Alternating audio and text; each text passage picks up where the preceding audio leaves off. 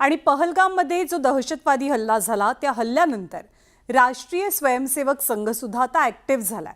हल्ल्यानंतर दोषींवरती कडक कारवाई करावी अशी भूमिका RSSनं जाहीर केली होती।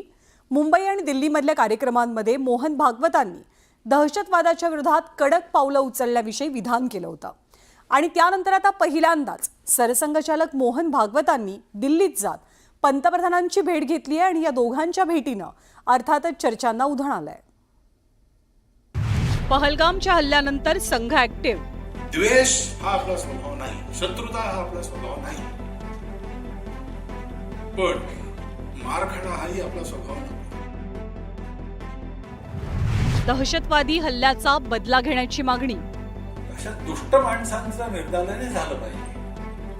क्रोध आहे आणि अपेक्षाही आहे आणि ती अपेक्षा पूर्ण होईल असं वाटतं मला। 14 वर्षात मोहन भागवत पहिल्यांदाच मोदींच्या निवासस्थानी।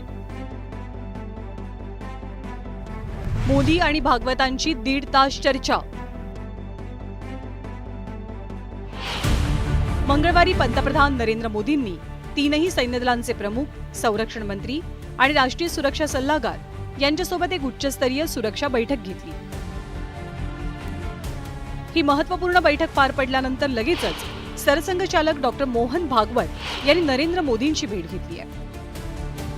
यावेळी या दोघांमध्ये तब्बल 1.5 तास चर्चा झाली। सरसंघचालकांनी दिल्लीत जाऊन पंतप्रधानांना भेटणं ही अतिशय दुर्मिळ गोष्ट असल्यानं या भेटीला अनन्यसाधारण महत्त्व मिळत आहे। जवळपास 1.5 तास चाललेल्या बैठकीत देशाच्या अंतर्गत आणि बाह्य सुरक्षेच्या संदर्भात सखोल चर्चा झाल्याची माहिती सूत्रांकडून मिळते। पाकिस्तानच्या विरोधात सरकारनं कोणतेही निर्णायक पाऊल उचलल्यास पूर्ण पाठिंबा देण्याचा संदेश संघाकडून दिला गेलाय।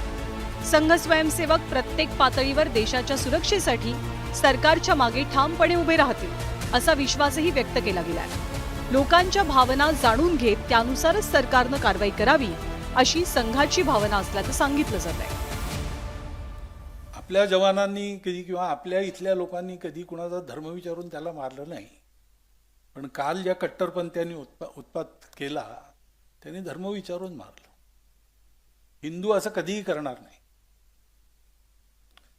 पण आपल्या संप्रदायाचा चुकीचा अर्थ लावणारे कट्टरपंथी असं करतील। म्हणून देश बलवान पाहिजे। हे असे प्रसंग होत आहेत। झाला की आता आपण उत्तरही देतो, चांगलं दमदार उत्तर देतो। याही वेळेला तसं मिळेल अशी अपेक्षा आपण करू।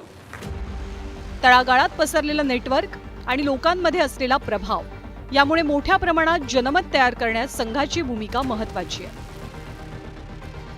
भारत पाकिस्तान हा संघर्षाचा भाग आहे आणि संघाचा एक मॉरल सपोर्ट मोदींना कदाचित लागेल। सैन्य आहेच आहे, देशात एक प्रकारचा संघाची संघटनात्मक ताकद आहे, नेटवर्क आहे, त्याचा फायदा सरकारला होऊ शकतो आणि त्या दृष्टीने ही बैठक झाली असावी। पंतप्रधान नरेंद्र मोदींसोबतच्या या भेटीत भाजपच्या संघटनात्मक निवडणुकांच्या विलंबाचा मुद्दाही चर्चेला आल्याची माहिती सूत्रांकडून मिळते। पक्षांतर्गत चाललेली ही प्रक्रिया आणि त्यावरचा निर्णय याकडे संघाचं बारीक लक्ष असल्याचे संकेत या चर्चेतनं मिळाले।